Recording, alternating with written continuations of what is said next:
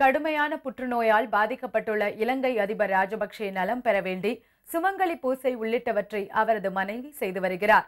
இலங்கை அதிபர் ராஜபக்சே புற்றுநோயால் கடுமையாக பாதிக்கப்பட்டு கடந்த 2 மாதங்களாக அவதிப்பட்டு வருகிறார். இந்நிலையில் கடந்த ஒரு வாரமாக அமெரிக்காவின் டெக்சாஸ் மாநிலத்தில் தங்கி அங்குள்ள MD ஆண்டர்சன் புற்றுநோய் சிகிச்சை நடுவத்தில் சிகிச்சை பெற்று வந்ததாக தகவல்கள் வெளியாயின. ராஜபக்சேவின் அமெரிக்க பயணம் குறித்து இலங்கை அரசு விளக்கமளிக்குமாறு எதிர்க்கட்சிகளும் வலியுறுத்தின.